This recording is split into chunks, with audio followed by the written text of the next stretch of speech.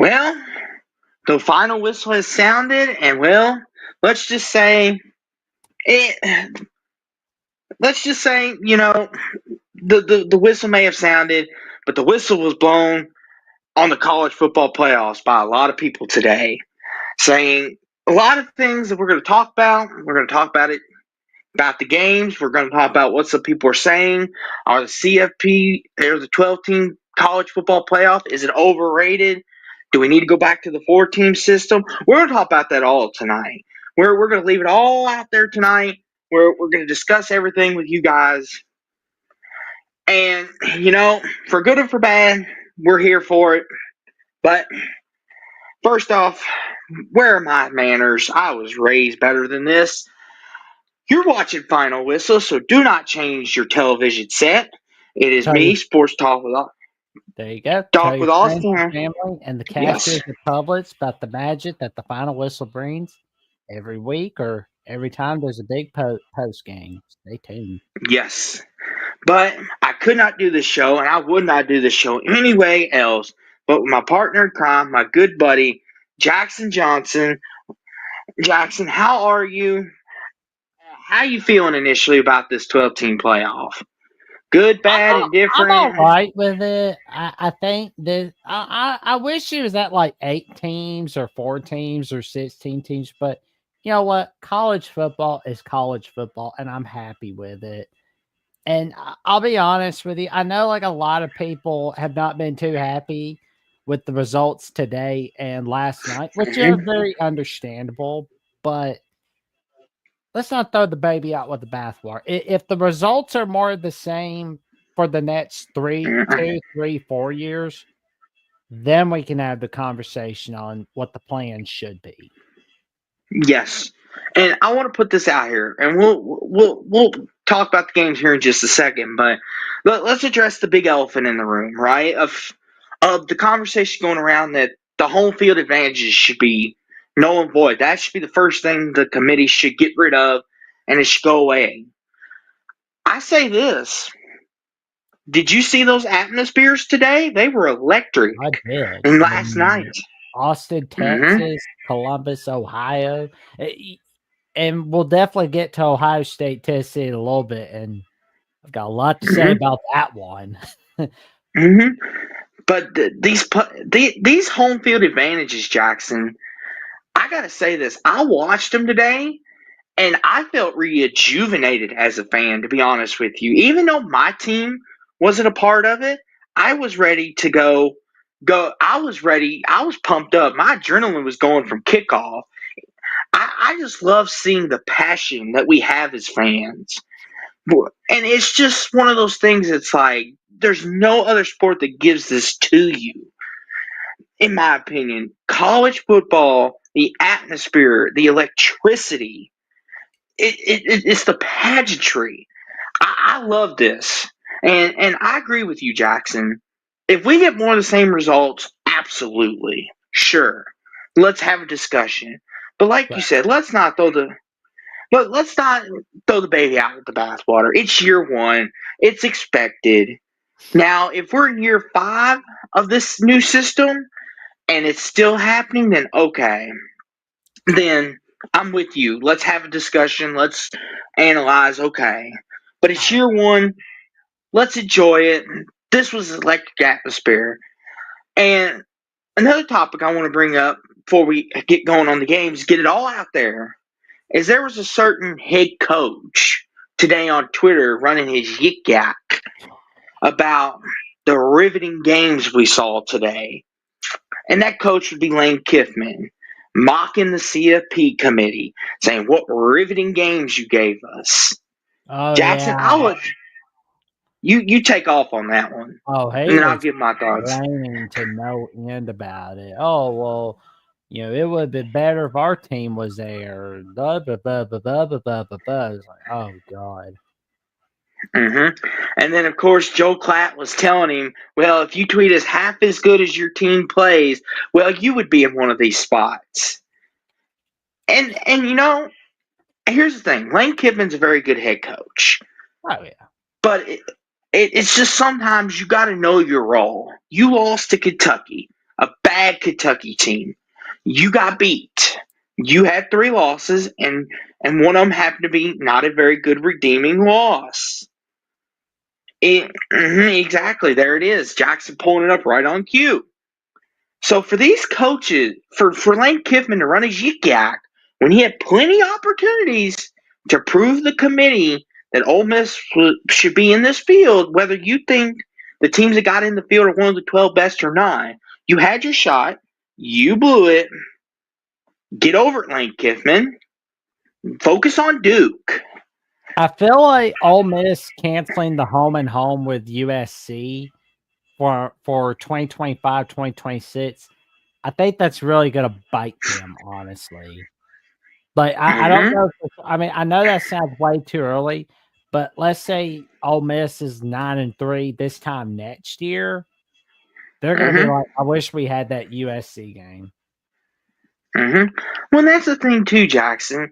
And Joe Klatt even made another great tweet after the Indiana Notre Dame game. It was a fantastic tweet, and I think a lot of college football fans should take a deep look at it and actually read what he said. He even said what we just outlined: the atmospheres were electric, and yes, the results for this year were not very good results. The games we thought were going to be good were duds, and we'll get to them. But enjoy it. I mean, who doesn't want to see a whiteout at Penn State? Who doesn't want to see Notre Dame have a home game? Who doesn't want to see Alabama have a home playoff game if they ever get there, which I'm sure they will. God forbid y'all miss it next year. But this is what you live for as a college football fan. And I know I'm on my high horse.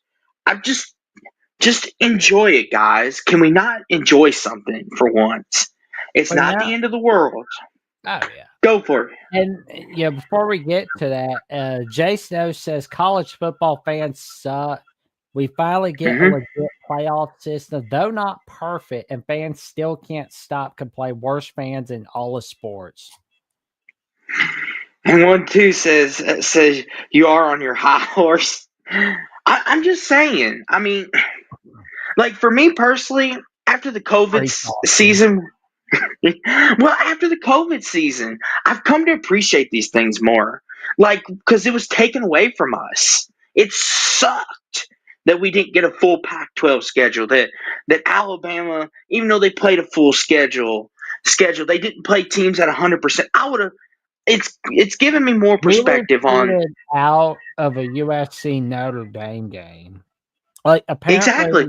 you're gonna get sick from COVID if you play Florida State, but you weren't gonna get sick if LSU play Missouri. Like apparently that was like the reason. But I mean, I could go on a rant about that all night. Yeah, tonight's not the night.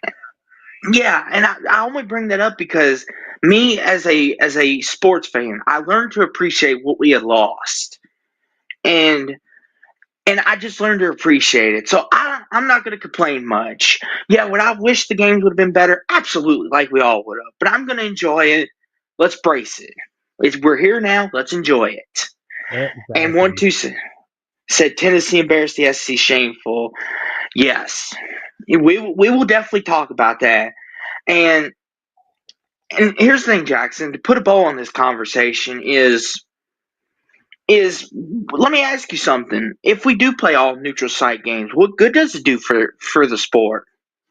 I mean, for the people that are saying we should have just all neutral site playoff games, I mean, what do you think, honestly, good buddy? I think it would be like NFL Junior, so to speak. Which I mean, I know that a lot of people say, "Well, college football is basically becoming NFL Junior." And I understand that.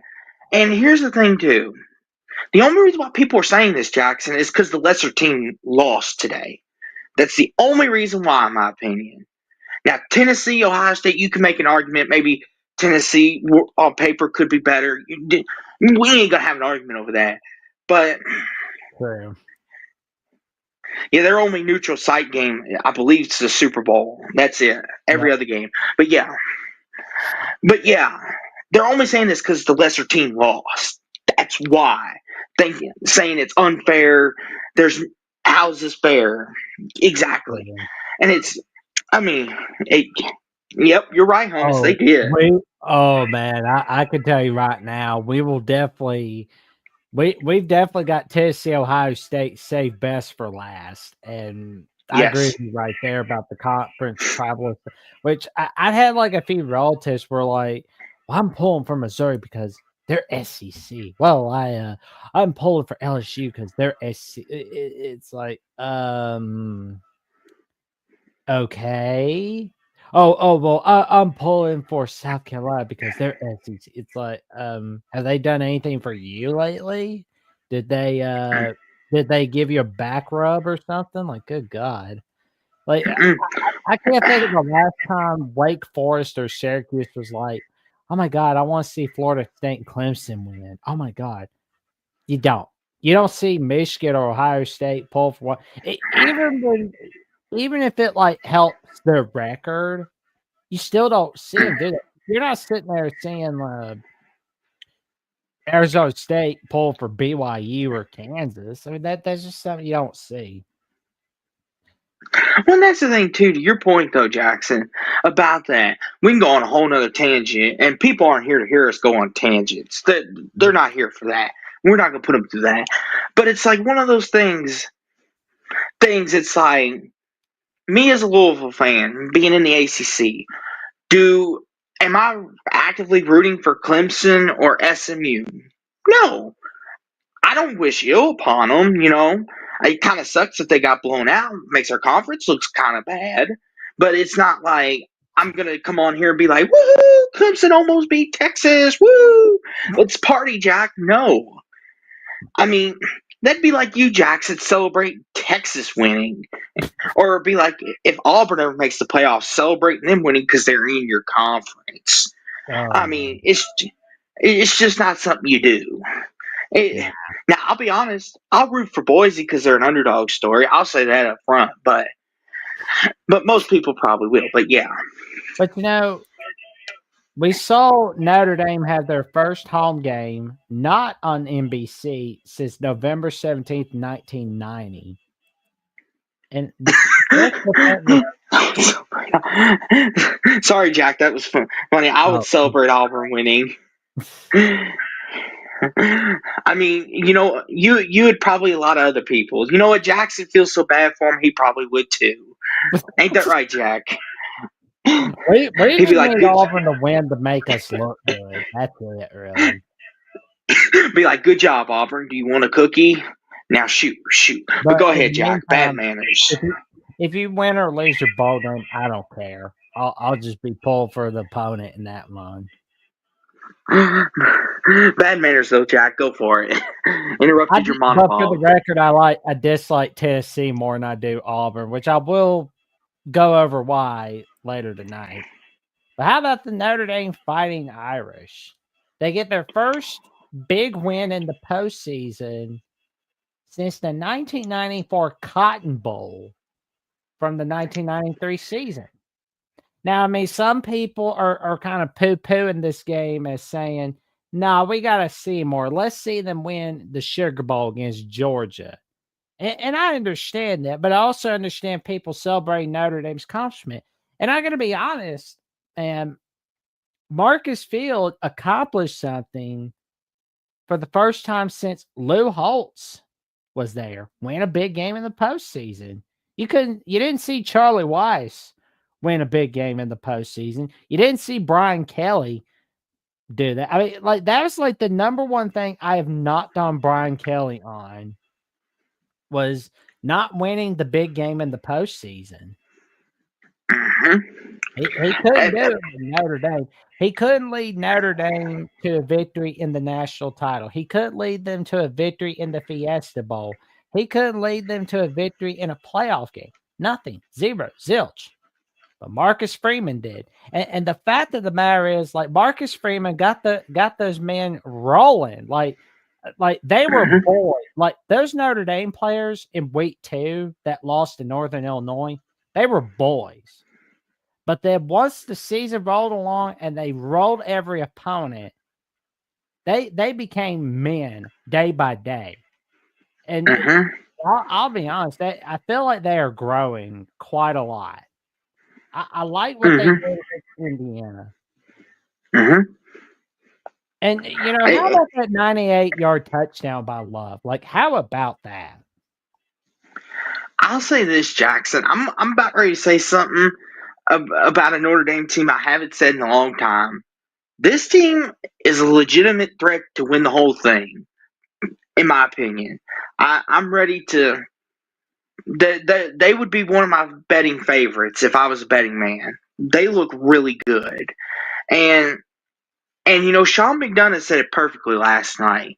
Notre Dame can only play who's on their schedule because he even brought up all the critics, all their naysayers saying, well, oh, Notre Dame hasn't played anybody. Notre Dame doesn't schedule tough opponents. Sean McDonough even said Notre Dame can only play who's on their schedule. Now, they are in control of their schedule, so they can have a say in that. And, and here's the thing, too. I get that part. But this is who was on their schedule this year. They beat them, and here they are, and they look really good this game. Their defensive line make Curtis Rourke's night a living nightmare. Indiana's O-line play, was good all year, but now their O-line play once again. That was their Achilles heel for so many years. That's why Penix left, and Curtis Rourke had no time to throw, had no time to even look at his receivers before getting hit. And their running game, Indiana couldn't establish a ground game. This was an all around complete victory for Notre Dame. Indiana was outclassed, outmatched on that field. And a lot of people will use this as a talking point saying, well, Indiana shouldn't have been here to begin with. And here's the thing, it's another one of those. Indiana can only control what they can control on their schedule. They're not in charge of any part of their schedule except their non-con. They can't tell the Big Ten, oh, make sure we play Penn State, Oregon, Ohio State, and Michigan. No, the Big Ten makes the schedule and they go play who's on it. And I'll give them all the credit in the world. Nothing to be ashamed of for them. An incredible season. And Yep. for anyone that's going to throw the baby out with the bathwater on Kirk Signetti, needs to look at themselves in the mirror Yeah. because Kurt Signetti, I have a feeling, will be back again.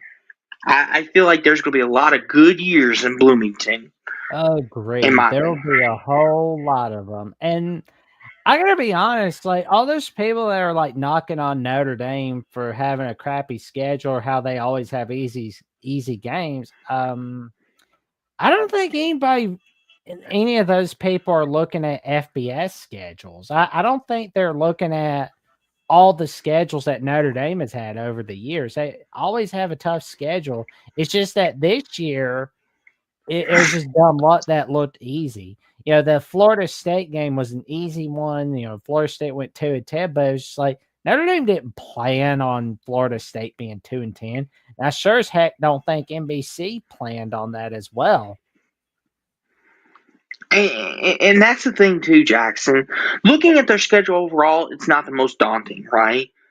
But here's the thing: you look at it, they beat Texas A&M, right? Who turned out to be a pretty good football team, I would say. Year one under Elko, they almost made it to the SEC title game. They they played a pretty good Louisville team, not to toot our own horn, and they beat us. And they beat Army and Navy, the two academies, and they beat a decent USC team by record. I mean, you can make a debate that USC, they're back half of the schedule and the way they won, all that good stuff. I understand that part, but they do have some quality wins on there. But like Jackson said, they can't predict Florida State's going to go 2-10 and have a crying Um, fit every week of like how we're going to leave you, we're yeah. going to leave you. Like they can't predict that. Oh yeah. I mean, They're not. I don't think they're. I'm going to disagree with you on that, Clint Moses. They're not afraid to have Michigan on their schedule. Fact of the matter is, they're unfortunately limited by the Hmm. deal that they have with the ACC, where they got to have 5 ACC games, Yep. and they want to make sure they've got Navy, Stanford, and USC. So that only leaves 4 spots. Unfortunately, I think they would love to play Michigan every year, and Michigan State, and Purdue, and I think they'd love to play Ohio State. More on a biannual basis. I think that'd be neat. Well, Because like we know that Notre Dame, Michigan's going to be played again in 2033 and 2034, unless there is a playoff matchup. Unfortunately, so we probably hmm. have to wait for something like that. But I don't think Notre Dame's going to run away from the rivals. And I've been saying for months on end and like a couple years on end that the Big Ten, I believe, will try to get their hands on Notre Dame. Because I know, Hmm. like, at first, Notre Dame, and this was like way before our great grandparents' time, but Notre Dame actually wanted to be in the Big Ten. Big Ten said no to them, which is why you see Notre Dame as an FBS independent. This was like Hmm. before the Knute Rockne era, I believe. Hmm. And you want to know something else, Jackson? For all those people out there that are saying, "Oh, Notre Dame, you need to join a conference. You need to join a conference." Jackson, after the atmosphere they had on Friday night, they're going to be like, "Why do we want to join a conference? We're going to get a home playoff game. Mhm. Forget the bye. We want our home fans." I mean, Jackson, what they done is all they did is just made Notre Dame realize they don't need to join a conference because they just need to get a home playoff game. That's it. That's what they just made them realize. So good job to all you naysayers out there who think, oh, we're going to screw Notre Dame and then they're going to come crying to the SEC Big Ten or go join the ACC. I don't think so. I think Notre Dame just realized we'll take a home game in the playoffs. Why not? Yeah. And this was a fantastic game. I mean, I love the performance we saw from Jeremiah Love. Like that was awesome right there. Let's look at Well, the box score stats. if you were Notre Dame fan, Jackson, it was fantastic. But if you're Indiana, you're banging your head against the wall. I think Indiana's happy with their season overall because they were just like I'm happy with what we get. That's what they thought. Yeah, and like Jason O said here, baby out with the bathwater. Indiana is building a statue for Signetti wearing a Jesus robe as we speak. True, and probably building a Curtis Work statue.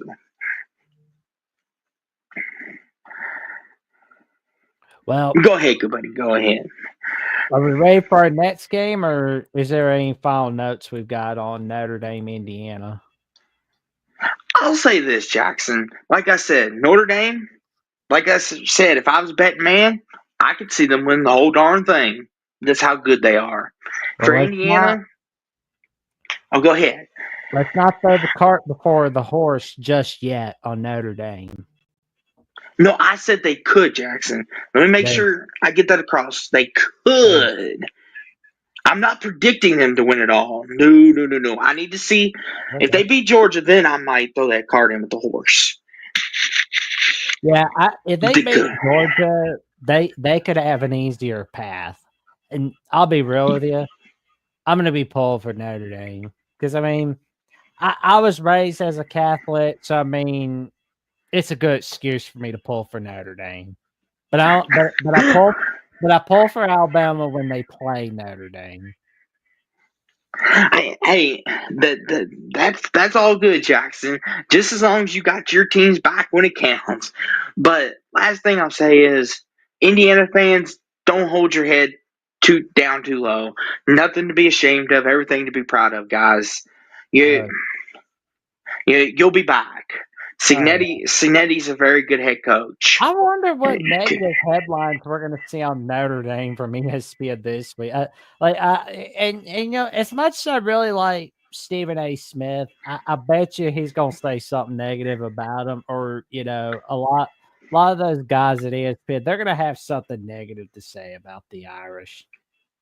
Oh, I'm sure. They'll say something like, "Oh, you beat Indiana, a pedestrian Indiana team. Wait till you play the big boys." And then Notre Dame proceeds to beat Georgia. And then Stephen A. Smith's going to be having a crying session with Shannon Sharp on First Take. Oh man. Oh man, like that's gonna be funny. Like I wonder if Shannon's gonna have Stephen A on that episode of Club Shay Shay for that one. I think And what it's makes fun. it better is having Cat Williams on there. Oh, jeez. Like Cat Williams go, you know, he's just like, oh well, I can tell you right now, there's I'm a cat named Cat Williams, and I go meow. That's what I go.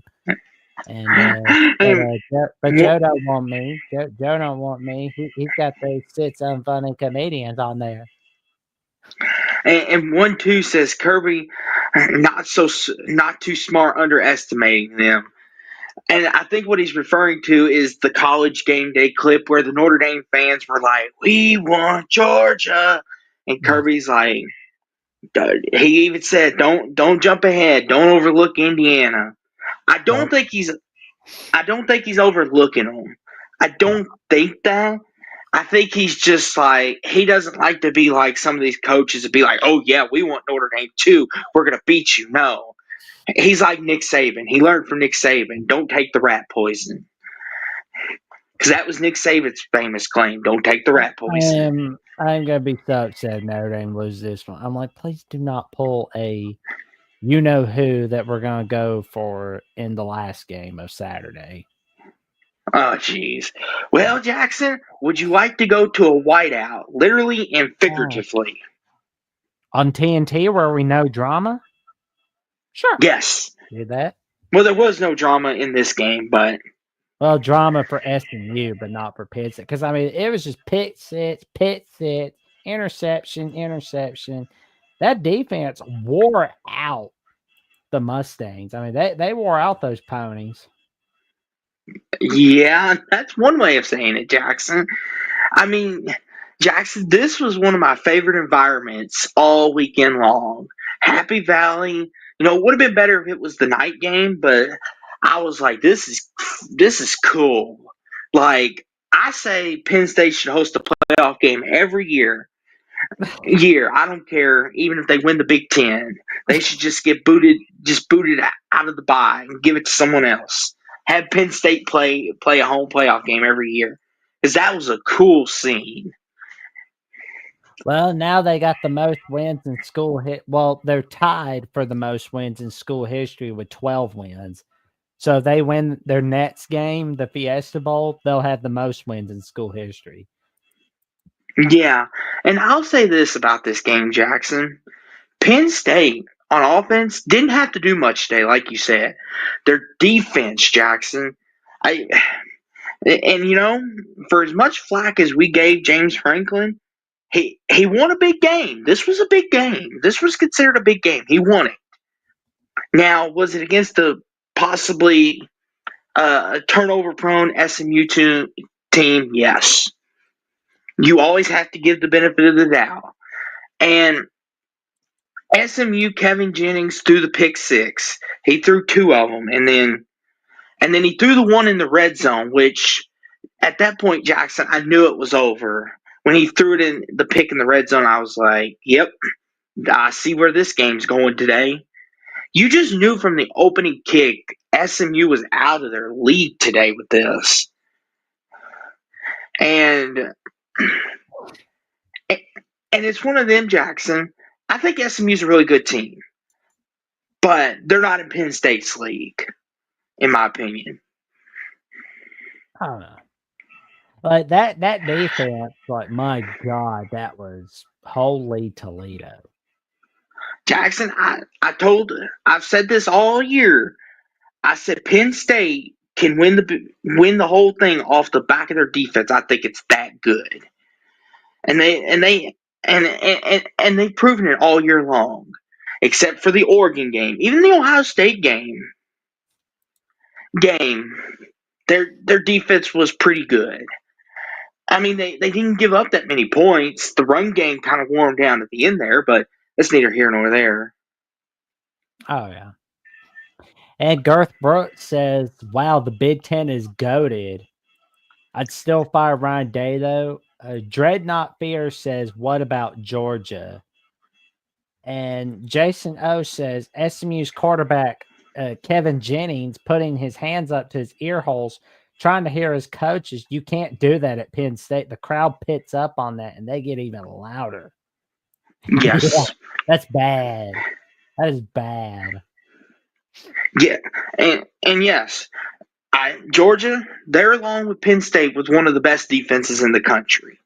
Me and Jackson will say that firsthand. Jackson experienced that firsthand when Alabama played them. Their defense is for real when they want to play, but is more consistent.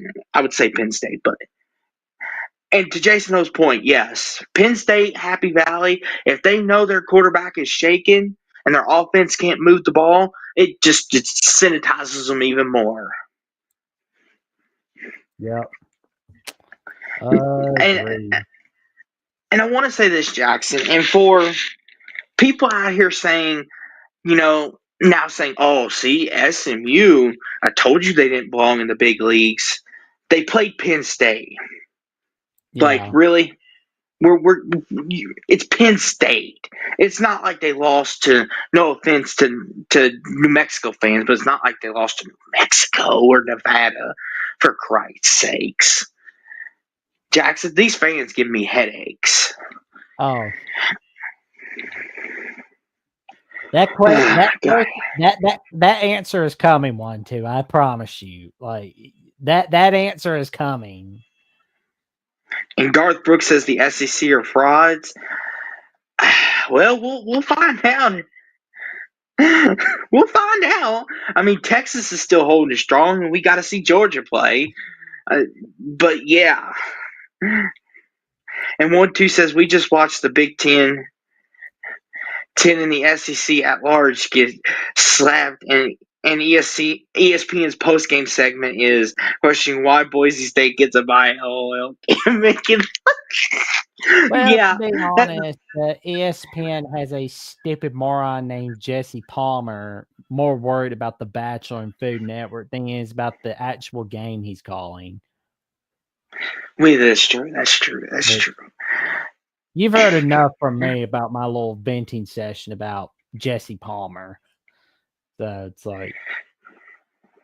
And Jackson, do not fear here, has a little comment for you if you. Afraid not fear. My bad. He has a little comment for you if you'd like to read it. Bama lost to Oklahoma 24-3. DeBoer did not have them prepared. Bama deserved to be left out. We put ourselves in that position when we did that. It was just, it's like all those people say, "Oh, well, Bama would have done better. We would have done better." Look, we're out. It's done. It's over. We got the ReliaQuest Bowl to think about, and then afterwards, we're thinking about 2025. Mm-hmm. And Garth Brooks says, whoever wins Oregon versus Ohio State wins it all. I'm guessing Ohio State this time. Well, me and Jackson, we'll give you predictions on that game very, very soon. And 1-2, we're going to get to your answer after we get to Clemson, Texas. Yes. Look, I mean, anything else you want to talk about on Penn State, SMU, Jackson? Anything else? Well, We don't want to leave anything out. I can tell you right now, if anybody's hoping to get drunk on New Year's Eve, well, don't. Because you got to keep an eye on Penn State, Boise State. Can't be drinking on that night. Yes. Because they ain't got New Year's Day, an exciting slate of quarterfinal matchups as well. Yes. Penn State fans, I'm happy for you, but do not take Boise lightly. Just ask Oregon what happens. Don't do it. Exactly. But Jackson, someone that tried to give the game away today, Oh my gosh. Go ahead. My bad. Manners. The Tampats Wings Bowl. There's no bowl called the Tampats Wings Bowl. Oh my gosh. Girth Brooks, don't give I, them I any think I think ideas. I think I think I think he's screwing with me, Austin. Don't give them any ideas. It's bad enough they've already got the Snoop Dogg Bowl and they've got the game above. Oh my gosh. But well, yeah, heck, go well, ahead, heck, good buddy. well, heck, let's have a Mr. Beast Bowl. But we can do that some other time because we got Texas, And Clemson. and Jason O says, "How dare me? You leave New Mexico the Lobos out of it." Listen, it's nothing against them. I promise you, Jason. I will root for New Mexico if they ever make the playoffs. It's just business. Well, sorry about that, man. It's okay. We all do it. We I like mean, we like we like you, SEC football. You're cool. yes, yes. Grown men cry. I cried after Louisville made the ACC title game last year, and I'm not afraid to admit that. First time in school history, but you don't want to hear about my sob story. Go ahead, Jackson. Well, we got can you believe it's the first time in school history that these two schools met? Like, that's pretty cool. That's actually interesting. They've never played a single game against one another. Not in college football, they didn't until today. It's like Wow. it's like Santa was watching us and gave us a little early Christmas present. He's like, you know what? I'm gonna give all these people a win and give them Mhm. Tech Clemson. Exactly. Well, and I want to say this, Jackson. And I got to say this. I'm gonna put this out here. I was wrong. I I was wrong. I predicted Clemson to win. I'll take it. Any criticism you want to give me or anything, then you got to tell me. Give it to me. I'll take it because I picked Clemson. I thought Clemson would win this because I thought Texas. They've been playing sloppy, but they found a way today. And I got to say this, Jackson. This Clemson team has a lot of heart. Yeah, After going down 28-10, and for them to be within a score at one point and a chance to be down one score with about 5-ish minutes to go shows you what kind of team Dabo has. They may not be the most talented, but those guys have got a lot of heart. They've got a lot of passion. And Cade yeah. Klubnik, I think he's a really good quarterback. Yeah.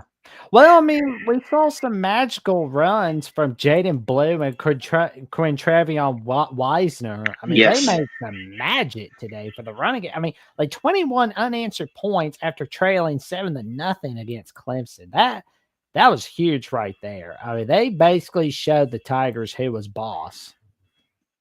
Yes, precisely. And that was the thing too, Jackson. That was basically what did Clemson in was the Texas running game and the Klubnik interception because it was 14-7. He throws the pick and then it's 21-7. And you can't make mistakes against Texas because that's how they beat you. Like they are an opportunistic football team.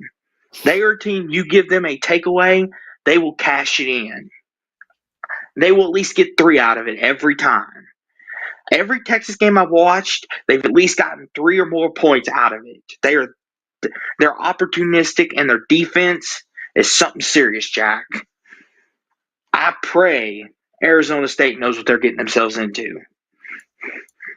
Oh, yeah. It's going to be interesting to see what happens between Texas and Arizona State in the Peach Bowl. But I will say, sad loss for Clemson, but maybe they'll have a better year next year. And 1-2 said SMU and Clemson were on the naughty list. I'm glad he brings it up because I mean it's not so much about the being a naughty list, but I saw something from College Football Report tonight on this night.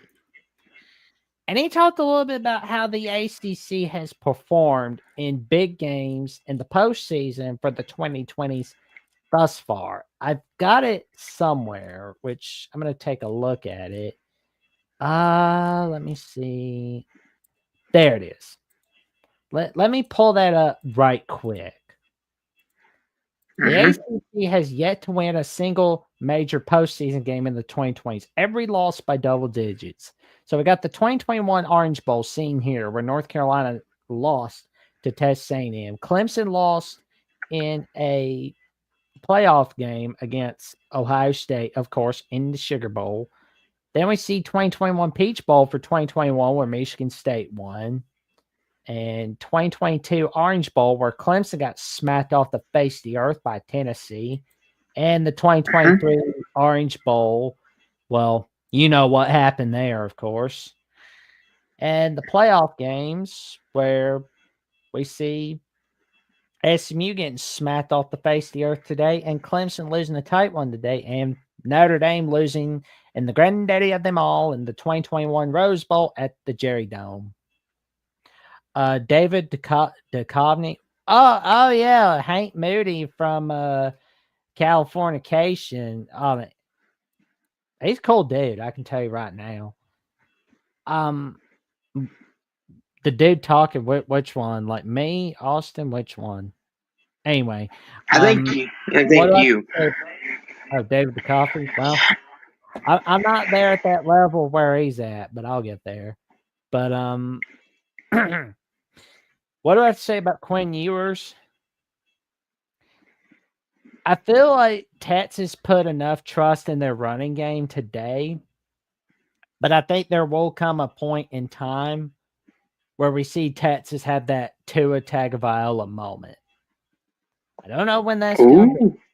I don't know if it's gonna be in the quarterfinal matchup, but if they do advance, then it's most likely in the semifinals or possibly in the national title if they make it to the national title. But we will Mm-hmm. wait and see. If we see Texas having to make a switch, it's going to be during that time.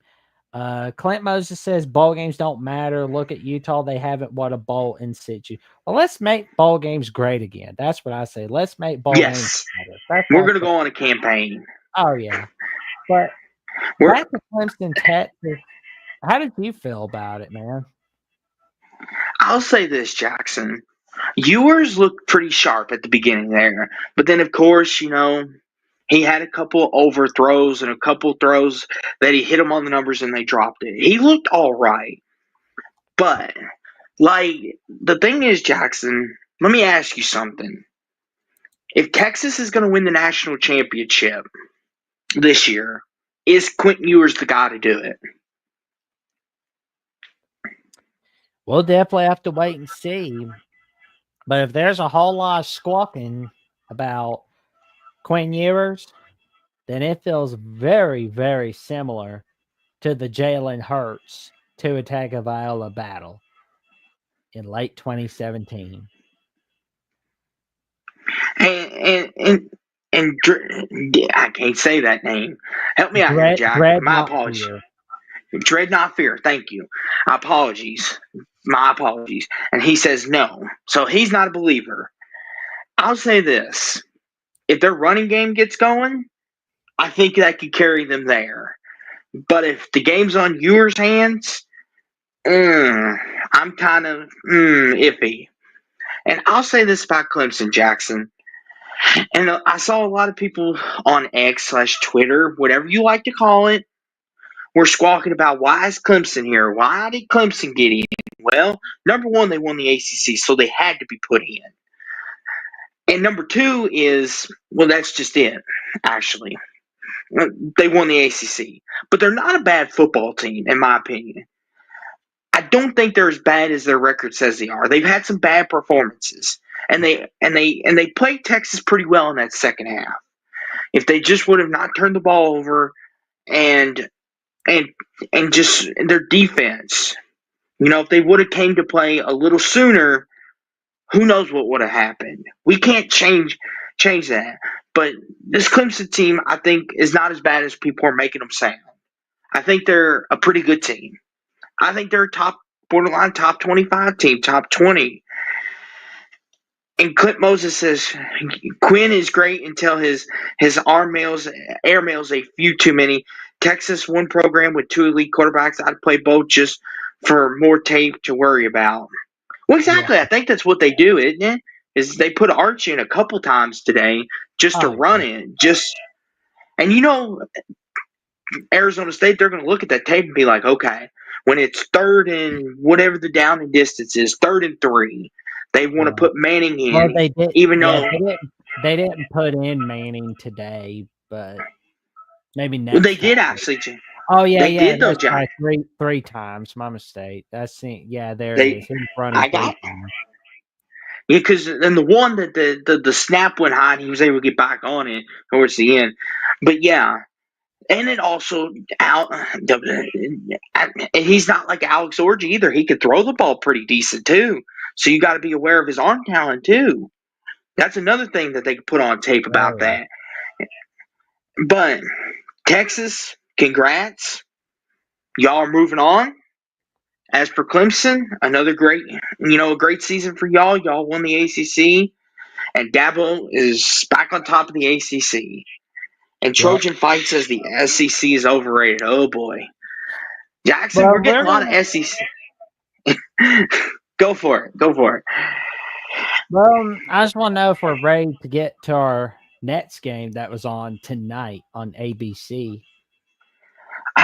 Well, Jackson, we got to approach this subject very carefully because we've got some Buckeyes and Vols fans in here. Some of them are sad, and then the Buckeyes fans are celebrating. We need to approach this carefully, delicately, like we're hunting a rabbit. Oh, but well, we'll be all right. No worry, because I want to go over this quote that I saw from Nick Saban on College Game Day. Are you ready for it? Oh, I know where you're going. Yep, Mm-hmm. yep. Go for it. And he said, if Ohio State wants to beat Michigan, the fans need to be positive about their coach and the players. There's nobody that wants to beat them worse than the players and coaches. That's number one. Number two, they have an opportunity to win a national championship. Everybody ought to be supporting the hell out of them so they have the best opportunity to do it and quit all this negative BS. I was like, I like seeing I think it's awesome seeing Nick Saban on College Game Day. I think it's pretty awesome. I miss seeing him as our head coach and all, but at the same time, it's like I knew that's what he was going to do was go on College Game Day, and you know what? I am all for it, especially when we all see moments like this. Yeah, it's like, oh my god, he's like, oh, for a moment, I just want to get out of retirement.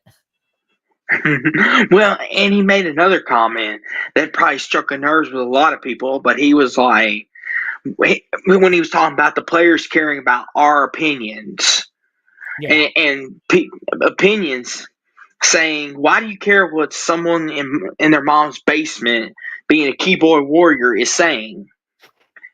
And here's the thing, too. I didn't take no offense to that. I mean, I guess I I guess love that it. makes you feel better.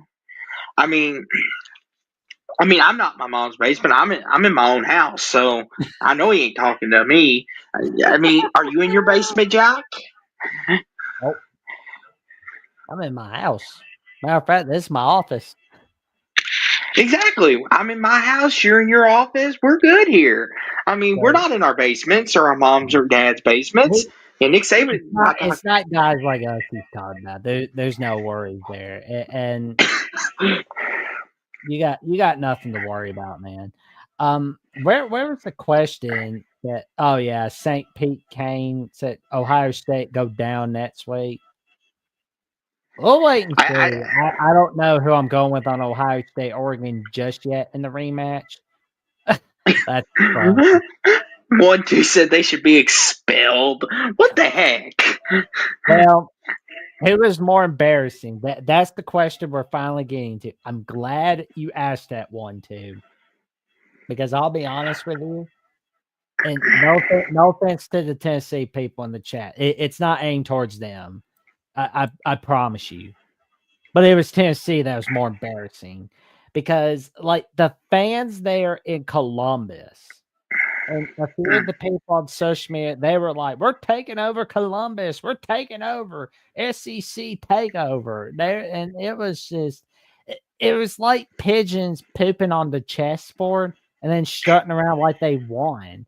It's like, dude, you haven't even won anything yet. You haven't even played a down of football yet. You have not played 1 second of the game just yet. So cool your jets. Like, bro, don't do not throw the cart in before the horse. Like, my God.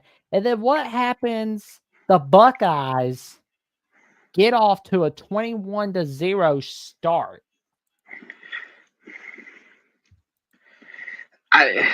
Here's my thing, Jackson. I would almost agree with you that Tennessee was awful, which they were. They weren't worse than SMU. SMU was pretty bad Yeah, but nobody today. was really expecting SMU to beat Penn State. And SMU wasn't acting like Happy Valley was like their own bathroom to wipe their butt in. I see your point, Jackson, but I want to point this out though. Tennessee, though, at least I get it. They both looked bad. I'm not arguing for one that they looked good. They both Right. looked awful, but I'm going to say SMU. The simple fact is, 2 pick sixes, two, and then a red zone turnover. You're going to defend that. You're going to defend that. And I understand, Jack. You don't like Tennessee, so you might be wearing the Crimson Tide glasses a little bit. But you're telling me 2 pick sixes and a red zone turnover and an absolute Well, you got me there. skunking game that you're going to defend SMU over Tennessee? At least Tennessee looked competent for a minute there in that second quarter. I don't care. They acted like the game was won like 4 hours before it started. Like that's the thing that annoyed the heck out of me. Was I'm with you. I'm with you. Don't get me wrong. They shouldn't have done that. Acted dude. like they were the pigeon on the chess porch.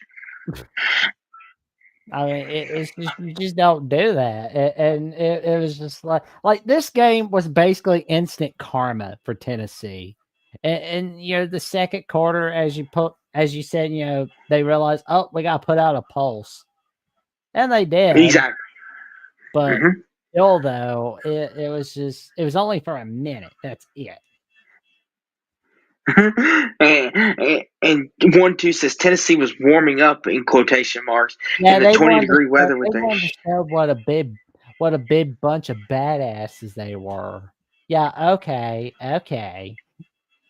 I'm picking up Well, it's, I'm picking up what you're putting down.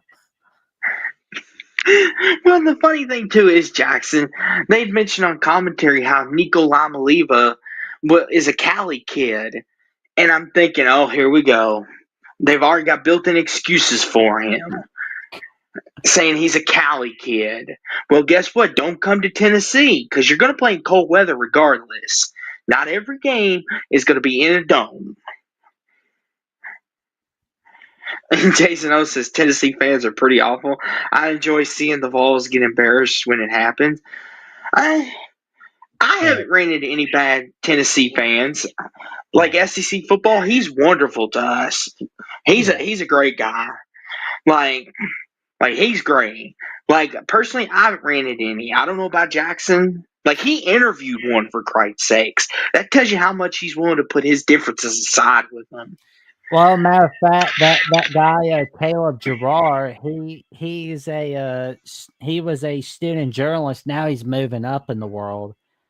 He was featured on the Paul Feinbaum show for Back to School Week, and anytime SEC Nation, the SEC Network show, has to go to Knoxville, he's the guy that Paul Feinbaum has on for the Paul Feinbaum show. I had him on for Tennessee Week for Alabama at the Voice College Football with Jeffrey, Johnny, and myself. Hmm. And he was fantastic. Like there's some really good Tennessee fans out there, but like in every fan base, there's always them bad apples. Like I'll tell y'all a quick story. So Jackson, as we all know, is an Alabama fan. The Mhm. first night I met him, and he told me he's an Alabama fan. I immediately wanted to stop talking to him because I'm like, oh Lord, here we go. He's going to start bragging about his national titles and how they're going to dominate the SEC. But Jackson, he was one of the nicest people I'd ever met. And I come to realize Jackson was one of the good ones. And ever since then, we've become best friends. As you see, we show together, so he's not too bad. But every fan base has got their good and their bad.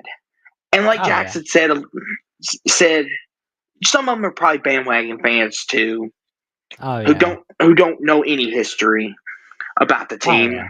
They're just like, go Like there Tennessee.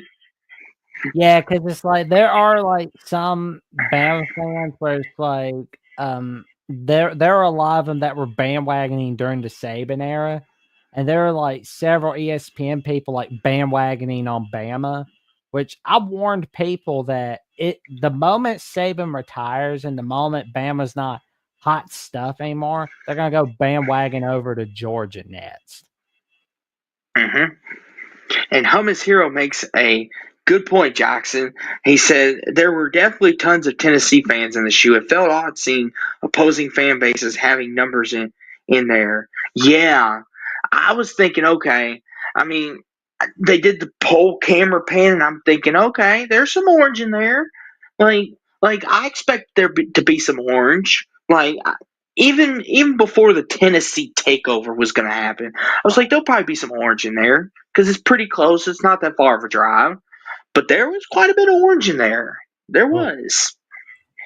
like, I didn't care about, like, the art. It was just, like, the whole obnoxious attitude that everybody was acting on, where there were, like, posts on social media, on X and on Instagram and all over the place, where it was just a bunch of drunk, obnoxious people just, like, strutting their stuff, acting like they pooped on the chessboard, and just bragging. They were acting like they won the game already. Like, oh my god, it was just so asinine. It was so freaking asinine. Like, oh my god. It's like that put me in a sour like, if the Buckeyes were doing that, I'd be doing the same. Like, I don't care who's doing it. I'm going at you. Like, if your team's got a bunch of fans, like, I'm going at the fans that were there. I'm not going after, like, no, you won't have to worry about me, like, being too mean or too So, harsh.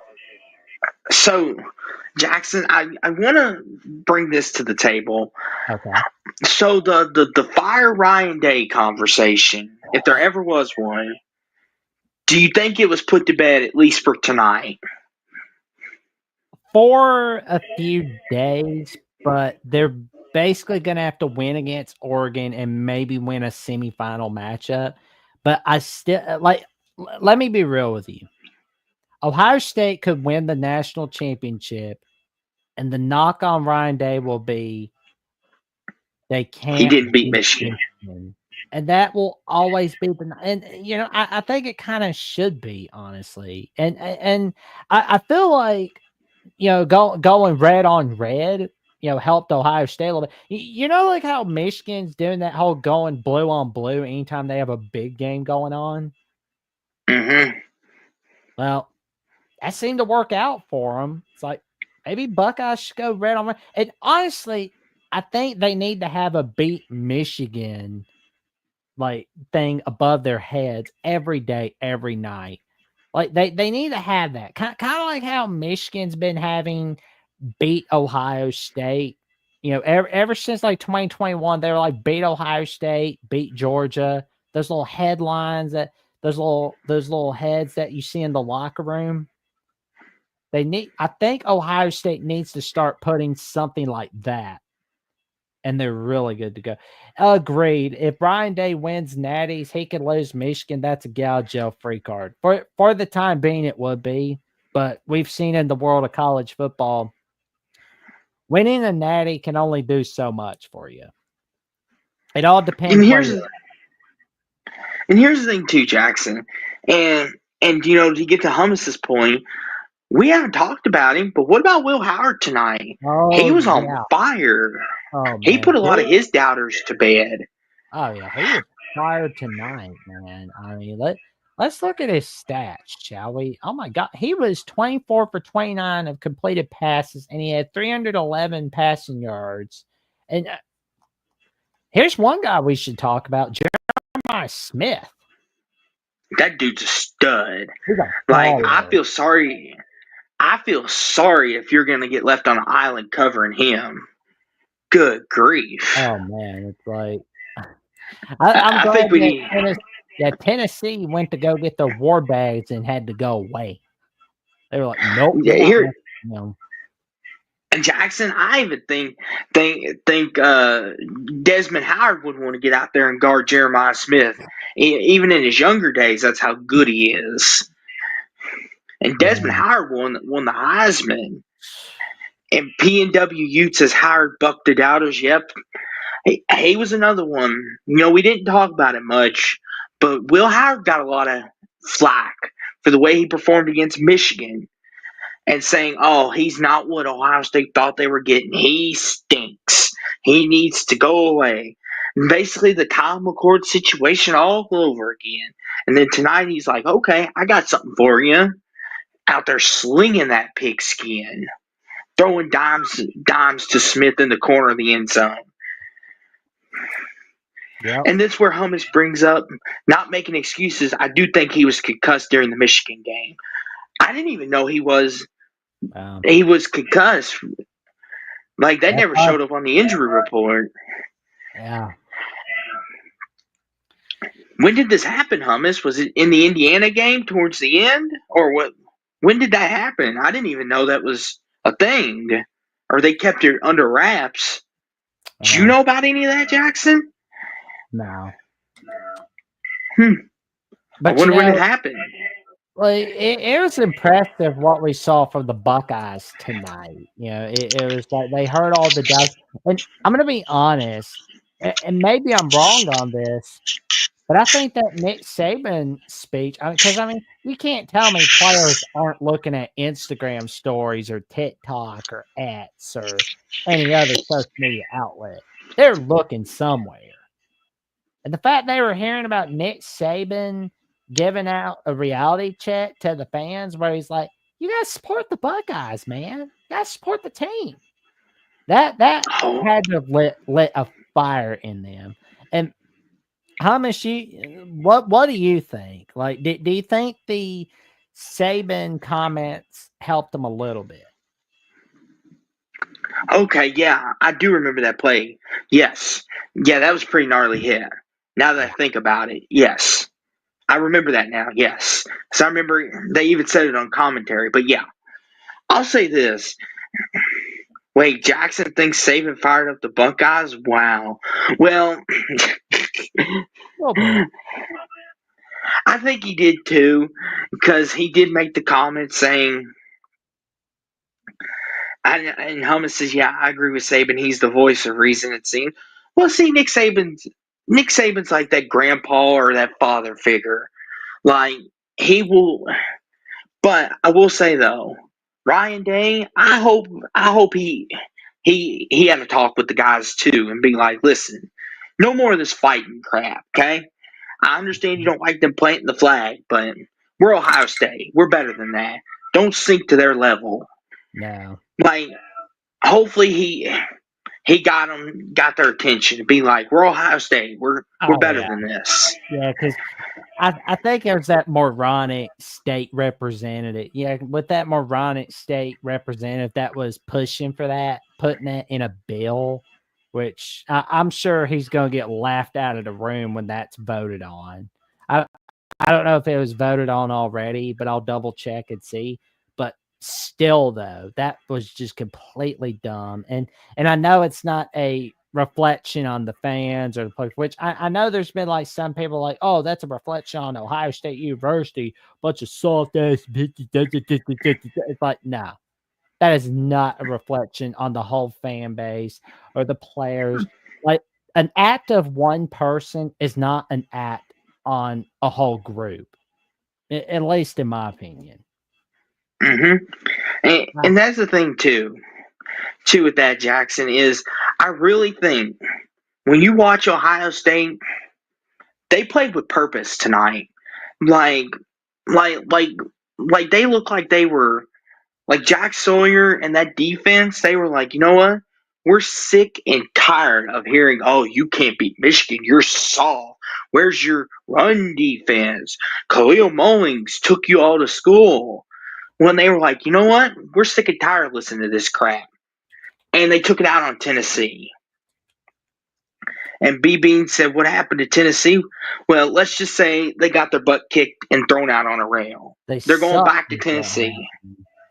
They sucked. And B Bean says, ouch. Well, it's the truth. They suck tonight.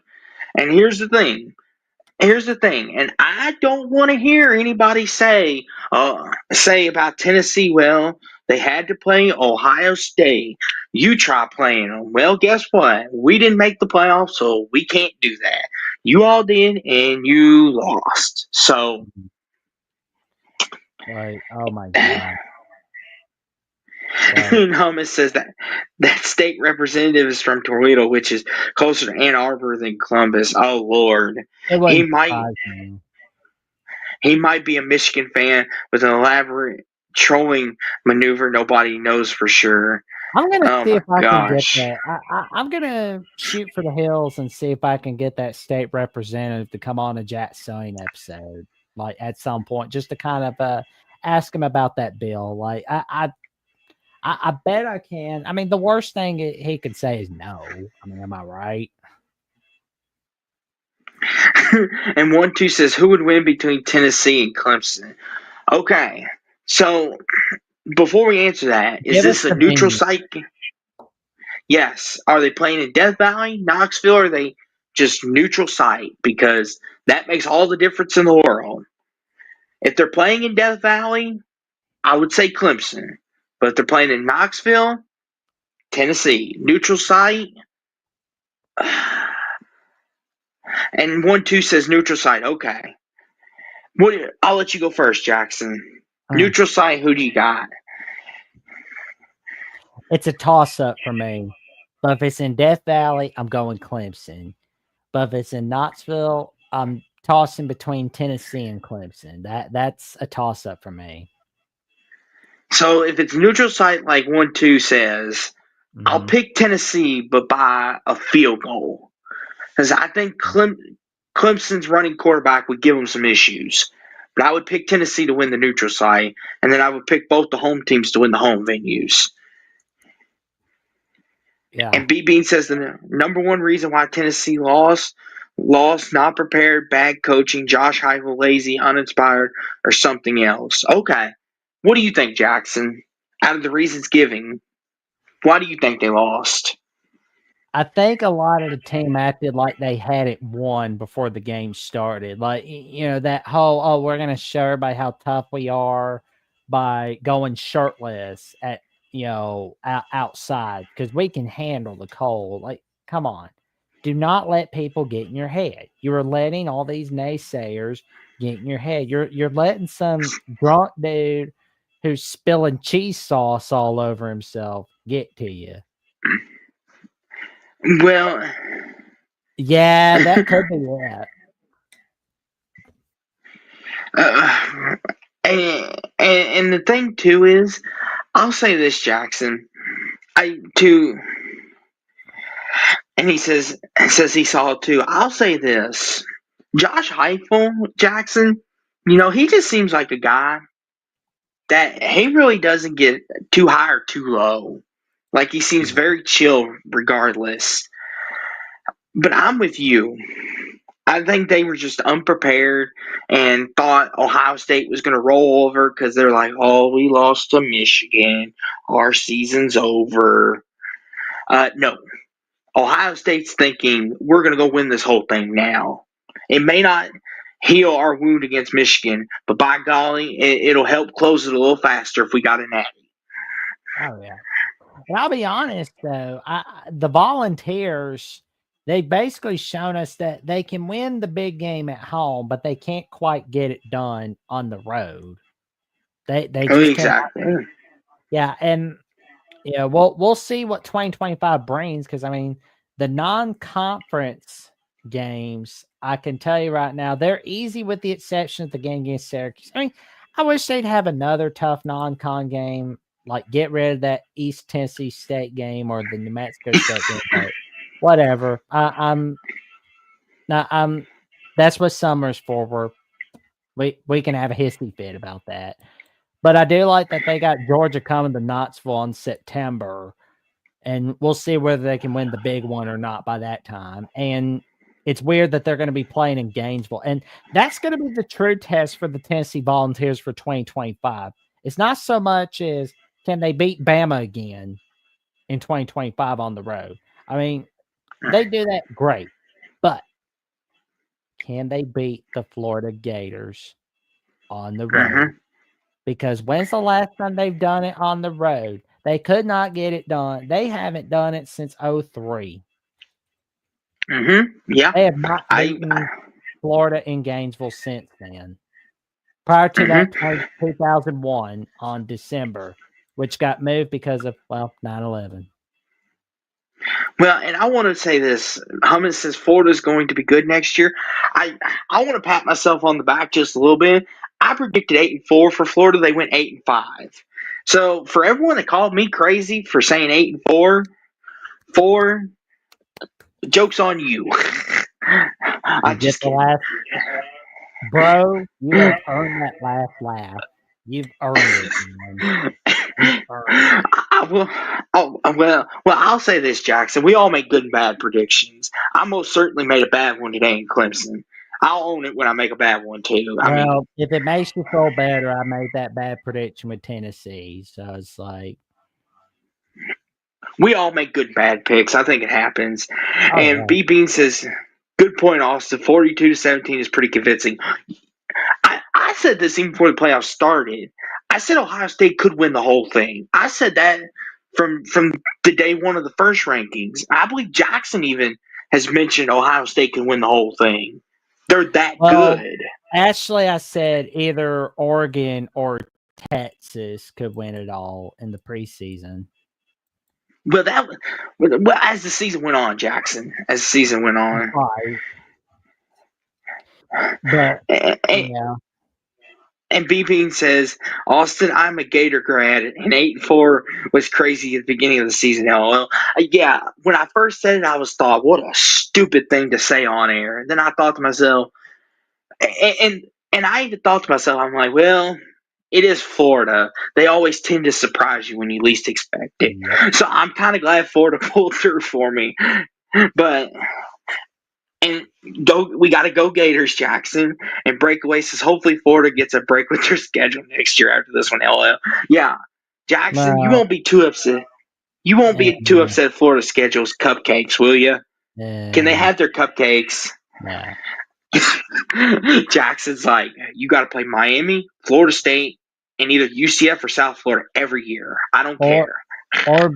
or have like 3 Power 5 non-cons. Like it's like Florida State, Miami are your annual games, but the other one can be like any Power 5 or Power 4 game you want it to be.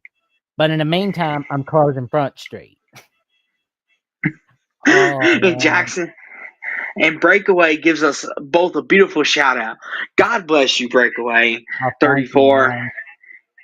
We appreciate it. We try our best out here. There we go. We, We do our best. but I will Yep. say this though, Jackson. Before we leave tonight, I got one question for everybody in the chat and for us. Who impressed you the most over this weekend? Who was Well, your most impressive? that's a very good question because honestly, the Ohio State Buckeyes and the Notre Dame Fighting Irish impressed me the most this week from the first round. Because like the I'm gonna. Buckeyes, like that pregame that speech that we saw from Saban on game day, where he was like, "Hey fans, you gotta support the team, man. Stop with this negative BS." And then bam, Mhm. They pull it out, it lights a fire in their rear. And I gotta say, Buckeyes heard it, and it was awesome. And we see our friends Dread Not Fear and Jason O saying Notre Dame. There you go. The Fighting Irish, they did something like Marcus Freeman has accomplished something for the first time since Lou Holtz was there, winning a big postseason game. And he says, seriously, Jackson, being Indiana is like being the little sisters of the poor. Well, Oh my gosh! If Indiana's Jeffrey was here, oh man. If go for it, Jackson. Fromming only taught sports, where he taught sports every day, or at least he tries to. You have them summoned. I'm just kidding. Like if Jeffrey was here, he would be arguing with B Bean over that. But go ahead, Jackson. Go ahead. There we go. Bring try to stick up with him. Bring in your inner team. Jackson, stick up for him. Tell B Bean they're not as bad. Yeah, stick up for him. The 2024 Indiana team, that was a great team. I mean, I get it. They got smacked off the face of the earth by Ohio State. But still, though, they won a tight one against a Michigan team that was having a bad year. But still, though, they went up against Michigan. It's not like they went up against Wake Forest. But good grief. Mm-hmm. So, I mean, if it was like SMU schedule, then okay. But it was like funny though. We didn't hear a lot about Texas. I heard like a lot of people saying we hear about SMU, we hear about Indiana, but we don't hear about Texas' lack of ranked wins. Which, as far as I recall, you pointed it out that no one was pointing out Texas' lack of ranked wins, and I give you props for that, man. I mean, I made sure I get. Yeah, I said it multiple times. I said it multiple times. I even said it like back in week 9. I was starting to point it out, and you told me, Jackson, you were like, "Don't throw the baby out with the bathwater." Honestly, Jackson, those are some great picks. I mean, and B Bean says I agree about Texas weak schedule, but today they beat the AC champs. True. Well, Dread Not Fear, you're going to love what's in store involving Michigan in just a little bit. Yes. I'll say this. Jackson, you made some great picks with Notre Dame and Ohio State. Those were they were probably the two best. But I've taken a shine to them, but I'm going to say Penn State. Okay. And here's why. And a lot of people, I'm by no means jumping on the Penn State bandwagon. Don't take this out of context. But I like what they have. I think, Penn State, their defense, like I've said time and time again, is elite. It's one of the best in the country. Abdul Carter, he's a top 5 draft pick. The back end, there's corners and safeties. They're young, but they're ball hawks. And Penn State's run defense, even though it comes and goes, but they can apply pressure, especially if your O-line is not very good. But today, they made Kevin Jennings and that wrong team. SMU, I'll get it right, SMU made their offense that was scoring at a high clips, made it look pedestrian, and they created turnovers. Penn State was the most impressive to me.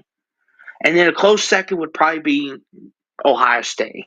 The way they handled probably either the third or fourth best team in the SEC. And then obviously Jackson, we got to talk about it. Who was your most disappointing? Is it Tennessee? Let's see. So there's Tennessee, Indiana, SMU, and Clemson. Well, Clemson didn't really disappoint me. SMU, I pretty much got what I expected, really. Let me see. So it comes down to Indiana and Tennessee. I'm gonna have to say Tennessee. B-Bean thinks Indiana's was the most disappointing. I mean, you could see an argument for that, but state your reason why you think Tennessee. Well, they thought it was going to be. Well, the fans, of course, have stated it tonight, where they acted like they were going to own Columbus. It's their kingdom. oh, we're owning the place, and the players acted like it. The first quarter was disappointing to me. I thought it was going to be a lot Mhm. closer than what I expected. I didn't think we'd see Mhm. Ohio State winning 21-0 going into the second quarter. I Mhm. thought it would be a lot better than that. I thought it would be like at least a 10-7 game going into seven, or maybe like a 14-10 game.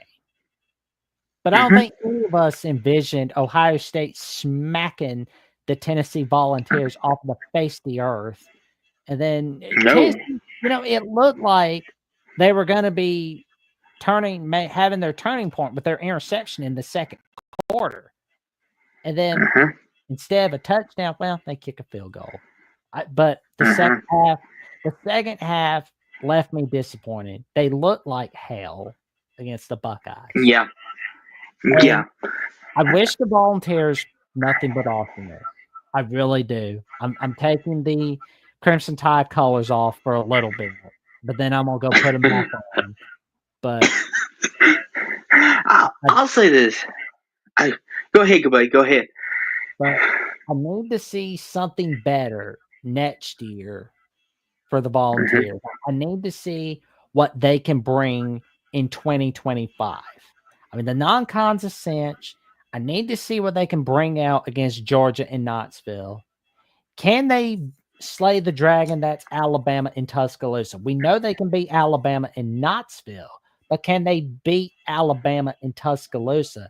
That has not been accomplished since that 5 overtime game in 2003. Breakaway 34 says Right, lies, Jack. right. You're lying, Jackson. You're lying to yourself. And B Bean says, yeah, I would say the Tennessee score surprised me, but not the loss. Okay. Yeah, I, because I mean, I I thought understand it. that. Yeah, because at least I thought it was going to be closer than this. I thought like the Vols would beat Ohio State, and I thought the Buckeyes were down from that Michigan loss. I was dead wrong. And And B Bean says, yeah, I thought the Vols were going to bring more, but they froze. Yeah.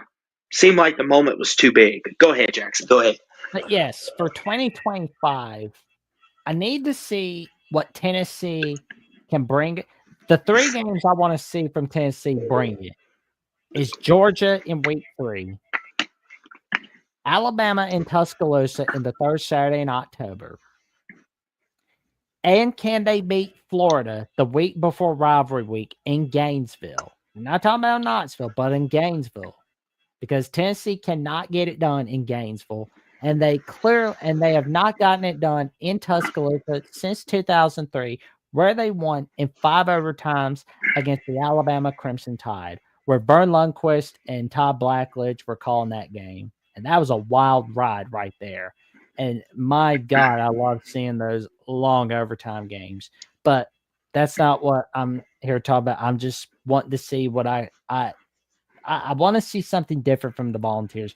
I love what Josh Heupel is bringing for the Volunteers, and I wish him nothing but awesomeness. I mean, he's a very likable guy. He's a hell of a lot more likable than Phil Former. Phil Former's kind of a prick, but Josh Heupel, he's a very likable guy. That's why you see some people comparing him to Bobby Hill from King of the Hill, which I mean he does kind of look like an adult version of Bobby Hill, but he's a great guy, great recruiter, great coach. All he has to do is get his teams to learn how to win the big games on the road, and they're good to go. Hmm. That's I'll what I say this, want to see from Jackson. Tennessee. I don't expect them to Yes. beat Alabama and Florida both. I want to see them win at least one of them. I'm not expecting to Yes. beat. I want to see them beat Florida more than I do Alabama. I mean, partly because of my bias, number one, but secondly, and most importantly, I want to see them slay that dragon that's Gainesville. Go ahead, Austin. Hmm. I'm gonna say, Jackson, for my disappointing team, I'm gonna have to agree with you. I'm gonna go Tennessee too, because like you mentioned, I agree with everything you said. And the fact that they thought it was just gonna be easy, that this game was just gonna be a cinch, That was really disappointing to me. I expected Tennessee to show a little more heart, a little more passion, to take this game more seriously. Because, like you said, this is Ohio State. This isn't Mississippi State. This isn't. Ohio State is the brand in all of college football. They are synonymous with the sport for a reason. They are the top of the food chain, the pecking order, when in terms of what you define as greatness as a program. And for you just to assume, oh, we're going to win because Ohio State is they're beat up after Michigan and they're down in the dumps. That's when Ohio State's their most dangerous. Is when they get beat by their rivals, they get right back up and kick you right in your throat and then walk you dry. So for me, the most disappointing is Tennessee. I'm with you all the way on that, Jack. And the last award I want to give out for the night is Jackson. Who gets your MVP for the first round games? Who gets your MVP award? I'll That's a let you very go good first. question. I'm gonna say Jeremiah Smith from Ohio State. I was impressed with that kid brought out tonight. That was a young man becoming a grown man tonight. And Jeremiah Love from Notre Dame. I mean, the fact they made the longest run in Notre Dame history start things off for the Fighting Irish against Indiana right then and there. I mean, I got to give those two co-MVP, Jeremiah Love and Jeremiah Smith. Two impressive young men who have a bright future ahead of them. Austin, your turn for MVP for the first round. So I'll say this, Jackson. I'm like you. I've got two people I want to give the MVP to. Jeremiah Smith, obviously, is one of them. But I want to give the other one to, it may surprise you, I want to give it to Cade Klubnik. Even though they lost, he played a heck of a ball game. Even though he was on the losing end, I'll say this. He was my MVP for the losing side. I know normally you give the MVPs to the winners, but he played good enough that he earned it tonight. Other than the pick, there wasn't much he did wrong. But Jeremiah Smith would be obviously like you, Jackson. Like that dude, he's gonna be a problem for years to come. And the thing too is, Jackson, maybe the Tennessee Titans might draft him in a couple years. Who knows?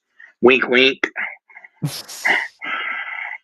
But in all seriousness, though,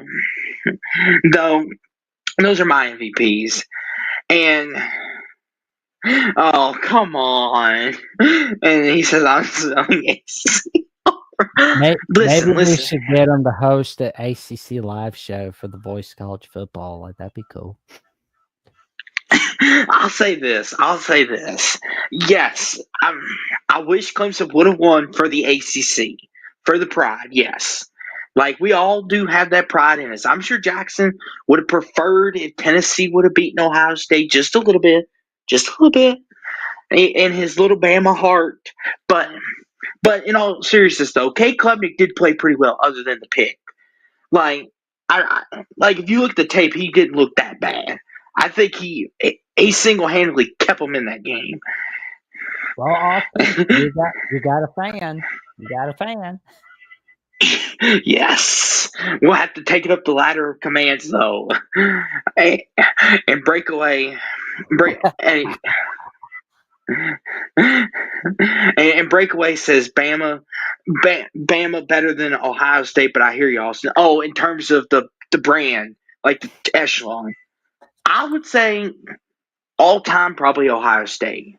You would probably agree with me, Jack. But if we're talking recently, Nick Saban era, yes, Bama's been the team. They're the pecking order. But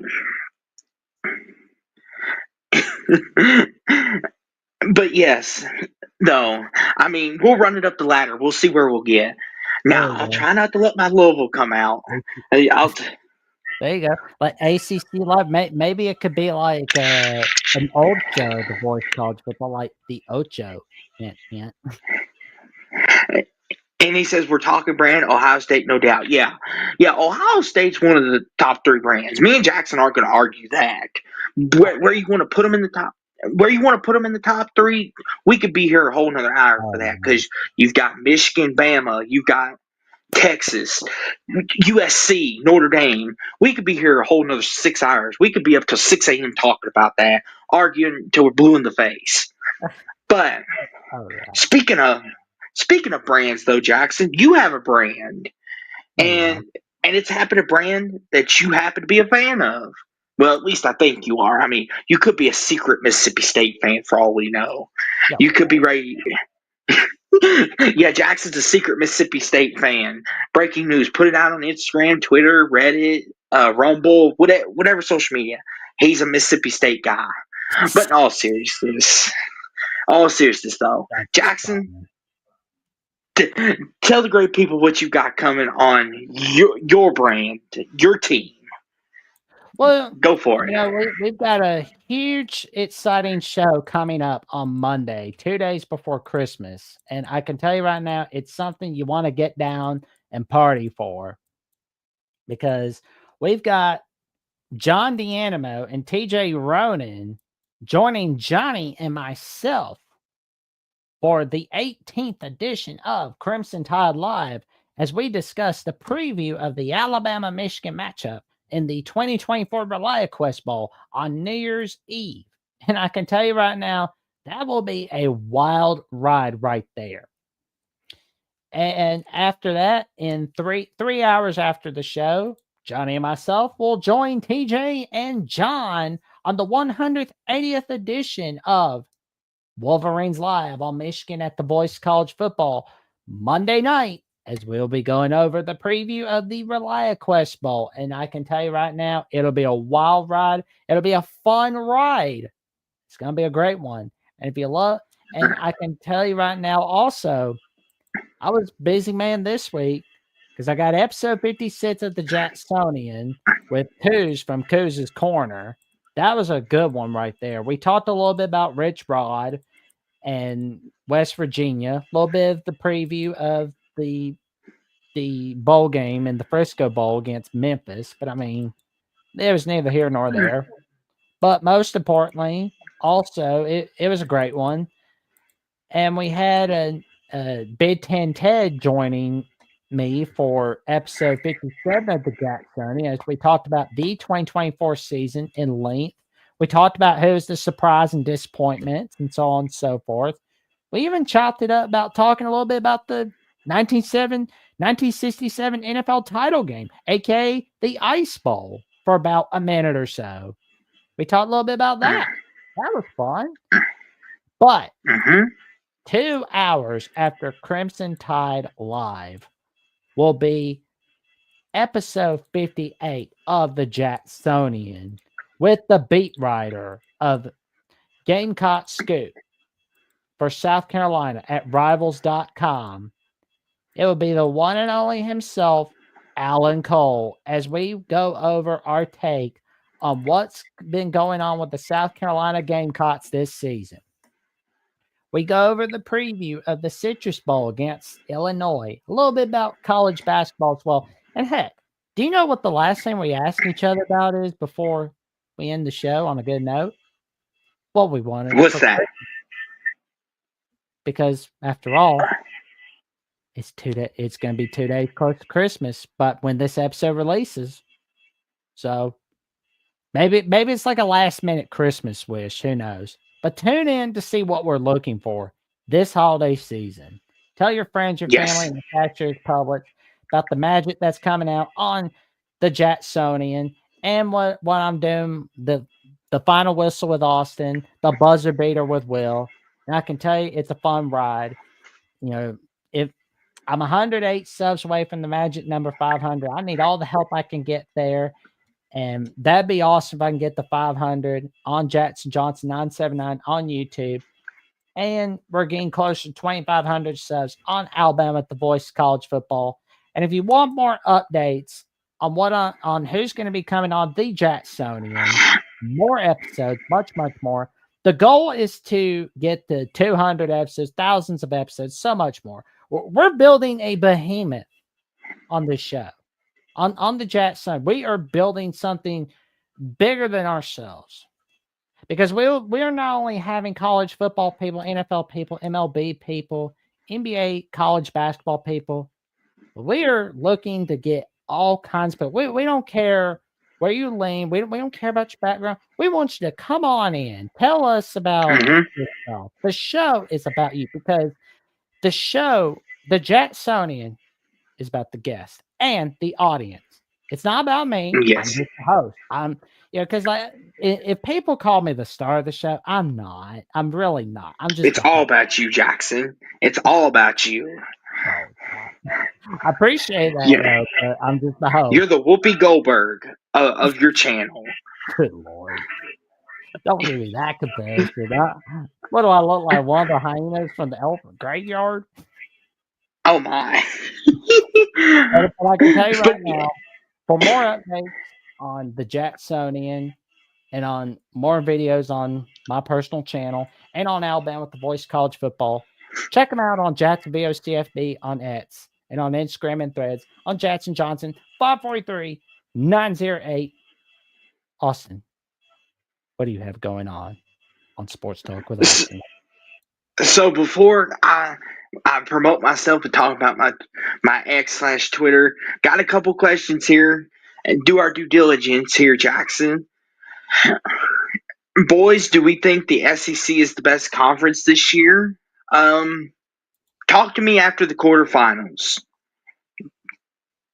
What about you, Jackson? Yeah, let's wait. We'll have more of an answer for you on New Year's Day. That we can promise you. Yes.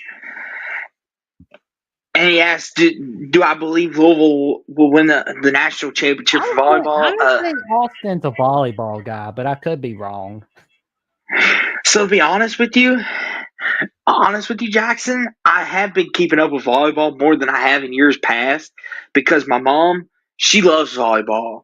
So I'll sit and watch it with her, and of course she roots for Kentucky, but she'll watch Louisville, and I just got enthralled with it. But to answer his question, yes, I do think we can beat Penn State to win the championship because from what I've watched, they're really good.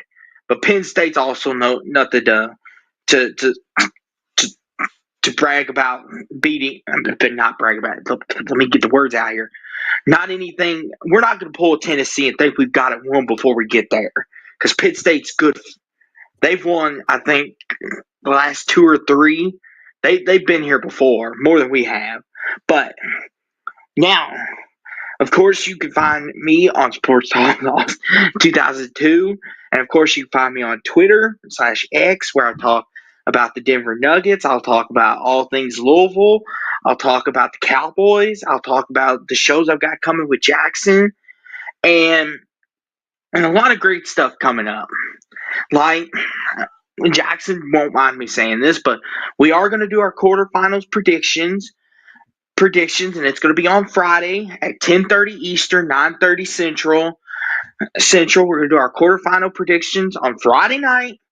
So if you're like us, don't have any plans, or this is all you do, you come stop by and join us.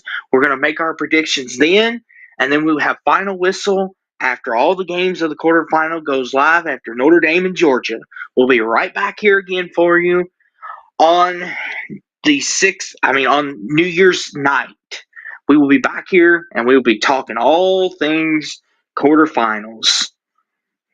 But with that being said, Jackson, round one might have been disappointing, but we've got some heavy duty fights coming up in round two. There we go. And it's going to be a wild ride. And with that being said, comment, subscribe, click on the notification bell so you never miss no video whatsoever. And we will catch you soon. Y'all have a good night. Sleep well. Stay safe. Stay warm. It's cold out. And remember, Merry Christmas, everybody. And roll Merry Christmas. Merry Christmas. Go Cards.